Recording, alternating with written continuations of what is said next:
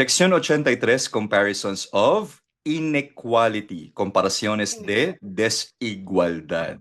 So ang comparisons of inequality naman, paghahambing ng hindi pagkakapantay, ay ginagamit upang ipakita na may hindi pagkakapantay o hindi equal sa pagitan ng dalawang tao, bagay o sitwasyon.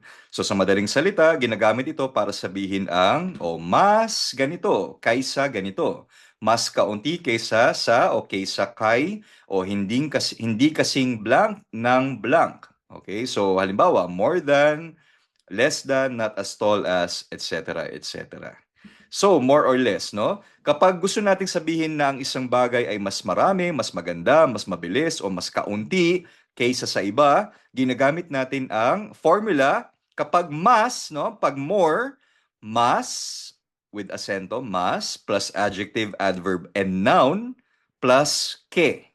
Kapag naman less, gagamitin natin yung salitang menos plus adjective, adverb, or noun plus ke. So yung mas, M-A-S na may asento sa A, ang ibig sabihin rin yan ay mas sa Tagalog, menos, mas kaunti, mas mababa, ke, yun yung kaysa sa o kaysa kay. Okay?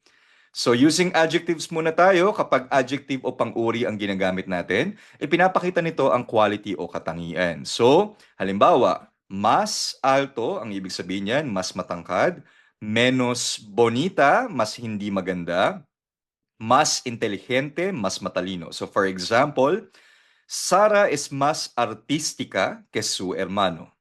Sarah is more artistic than her brother. Si Sarah ay mas artistic kaysa sa kanyang kapatid na lalaki. La pizza es más sabrosa que la calabasa. Pizza is more delicious than squash. Mas masarap ang pizza kaysa sa kalabasa. La calabasa es menos sabrosa que la pizza. Mas hindi masarap ang kalabasa kaysa sa pizza. Or squash is less delicious than pizza. So yun, ang gamit ng adjective, nagbabago rin yung adjective, depende sa subject kung masculine, feminine, singular, plural. Kapag naman gumagamit tayo ng adverbs, no, o pang-abay, ang ginagamit, ipinapakita nito kung paano ginagawa ang isang action. So, mas rapido, mas mabilis. Menos lentamente, mas hindi mabagal o mas mabilis.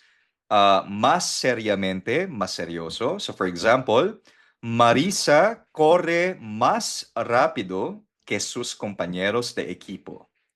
Él estudia menos seriamente que su hermano. Kapag naman noun ang gamit, no, o pangalan ang ginagamit, ipinapakita nito ang quantity o dami. So for example, mas libros, mas maraming libro, menos dinero, mas kaunting pera, mas trabajo, mas maraming trabajo. Algunos ejemplos, tengo menos libros que ella. Mas kaunti ang libro ko kaysa sa kanya. Nosotros tenemos más trabajo que ustedes. We have more work than you do. Okay? So again, yung agreement of adjectives o agreement of adjectives, kapag adjective ang ginagamit, kailangan tumugma ito sa unang noun or subject sa gender at numbers. So mas alto, mas alta, mas altos, mas altas. Depende kung masculine, feminine, singular, plural. Algunos ejemplos, mi hermana es más alta que yo. So hermana, alta. Mis hermanos son más altos que nosotros. So, hermanos, altos. Ngayon, meron tayong tinatawag na irregular comparatives. May ilang mga adjective at adverb na hindi gumagamit ng mas. Sa halip, may sarili silang comparative form or nagbabago talaga yung anyo nila pag gusto mong sabihin mas sila, no, compared sa isang bagay o tao. So for example, pag gusto mong sabihin better o mas mabuti, ang gamit natin ay mejor. Mejor. Pwede mo ring sabihin mas bueno, mas maintindihan ka, pero mali yun actually, grammatically. So, dapat mejor, hindi mas bueno. Okay? Peor, worse, mas masama. Mayor, dalawa ang meaning ng mayor. Pwedeng mas matanda o mas malaki, older or bigger. Yung menor rin, pwedeng mas bata, no? O mas maliit, younger or smaller. So, mejor, peor, mayor, menor. Algunos ejemplos en oraciones: soy mayor que mi hermana. Mas matanda ako kaysa sa kapatid kong babae. Esta pizza es mejor que esa pizza. So again, may pinaghahambing tayo, dalawang bagay. Mas masarap ang pizza na ito kaysa sa pizza na iyon. La segunda película es peor que la primera. The second movie is worse than the first. Mas pangit ang pangalawang pelikula kaysa sa una. Mi hermano menor estudia aquí. My younger brother studies here. Ang mas bata kong kapatid na lalaki ay nag-aaral dito. Ito, mali yung mas mejor. May narinig ako dito nagsabi mas mejor. Mejor lang. Okay? Mali rin yung mas peor, mas mayor, mas menor. Nagkamali rin Grade, ako dyan Prof. Kinorek rin ako ng bata, ng kids natin. Hermano, mali yung mas mejor. Mejor lang. Tama, Dan? Pero ibig sabihin po parang redundant po siya or Oo, redundant siya. Kasi, kumbaga, yung sinasabi nga natin kanina, irregular comparatives, hindi siya nilalagyan na ng mas. Kumbaga, nagbabago na yung anyo na. Pili lang naman ito, yung mga ganitong form, yung mejor, peor, mayor, menor. Yun lang naman siya. The rest, may mas, okay? Or kasi menos. nga po sa English, di ba, much better. Oo, ayun. Darating tayo dyan. Iba yung much better sa more better. Kasi yung mas mejor, ang translation niya literally, more better. Mali yun, di ba? Eh, Yung much paano po better, yun, Prof? tama Pag ano yun. po? Ano yun? Pwede po bang sabihin na mucho mejor instead na mas Oh, yan. mejor? Papunta tayo dyan. Excited kayo eh.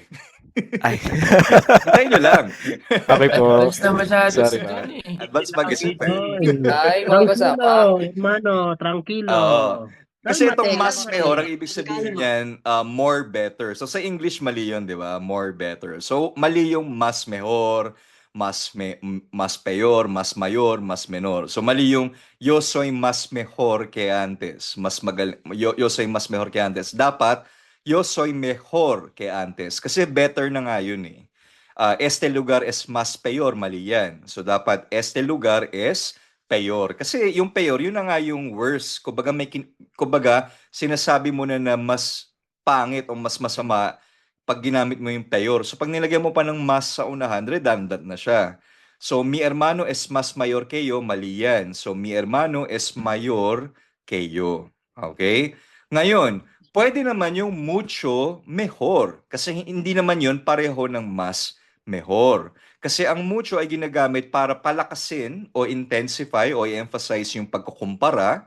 So, ibig sabihin yung mucho mejor, much better. So, mas lalong mabuti o mas higit na maganda. So, mali yung mas mejor, pero yung mucho mejor, pwede yan. Tama yan. So, mucho peor, much worse. Mucho mayor, much older, much bigger. Mucho menor, much younger, much smaller. So, halimbawa, ahora me siento mucho mejor. O mas mabuti na ang pakiramdam ko ngayon. Este libro es mucho mejor que aquel. Mas higit na maganda ang librong ito kaysa doon. Mi hermano es mucho mayor que yo. Mas matanda ng malaki ang kapatid ko kaysa sa akin. So if you want to emphasize, no, mas i-intensify yung pagkukumpara mo, pwede mong gamitin yung mucho, hindi mas. Okay? Malinaw po, Dan, John? Okay? So, Claro. note about mayor or menor, no? Karaniwan, pwede ring marinig yung mas grande instead of mayor or mas pequeño instead of menor, no? So, mas grande, mas malaki, mas pequeño, mas maliit, mas chico, mas maliit o mas bata. So, especially sa Latin America, instead of mayor or menor, mas maririnig natin yung mas grande, mas pequeño, mas chico, no? Especially dito sa Latin America sa daily conversation. So for example, instead of saying mi casa es mayor que la tuya, mas maririnig natin dito sa Latin American countries, mi casa es más grande que la tuya. Or, este cuarto es más pequeño que el otro, instead of es menor que el otro. Él es más chico que yo. Mas bata siya kaysa sa akin. So yung mayor or menor, especially dito sa Latin America, mas formal or mas grammatical sa maraming sitwasyon. Pero yung mas grande, mas pequeño, mas chico, mas natural siya sa pang-araw-araw na conversation. Klaro? Ngayon, pwede rin naman yung tan, pero gagamitan mo ng no. So yung negating equality. So isa pang karaniwang gamit ay ang pagsasabing hindi kasing blank ng or ni blank. So no plus verb plus tan plus adjective, adverb plus como. So hindi kasing blank ng, ayun. Pedro no es tan alto como su hermano. Ayun. So parang sinabi mo na hindi siya kasing ganun ni ganun. Hindi kasing tangkad si Pedro ng kanyang kapatid, no? Pedro is not as tall as his brother. Tu coche no es tan rápido como el suyo. Ang kotse mo ay hindi kasing bilis ng kanya.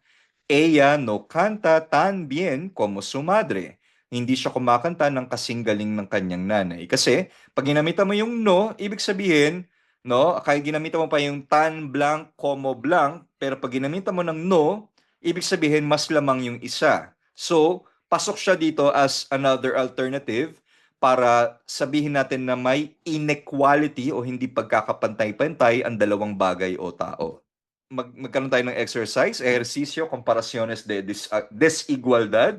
Completa los espacios en blanco usando la palabra correcta. So gagamit tayo ng más, menos, mejor, peor, mayor o menor. For example, ang tanong, mi hermana es blanc alta que yo. My sister is taller than me. Mas matangkad ang kapatid kong babae kaysa sa akin. So mi hermana es más alta que yo. Okay? O sige, bigyan ko kayo ng 4 minutes.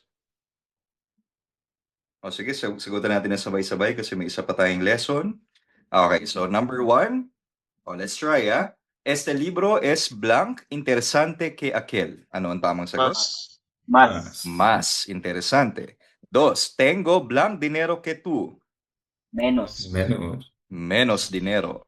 3. Mi padre es blanc que mi tío. Mayor. Mayor. 4. Esta película es blanc que la primera. Peor. Peor. 5. Nosotros trabajamos blanc rápido que ellos. Más. Más. Rápido. 6. Mi hermano blanc estudia en la universidad. Menor. Mi hermano menor. 7. Este restaurante es blanc que el otro. Mejor. Mejor. Mejor. 8. Ella tiene blanc experiencia que su jefe. Menos. Menos. 9. Mi casa es blanc que la tuya. Grande que la Más. tuya. Grande. Más grande. ¿Ok?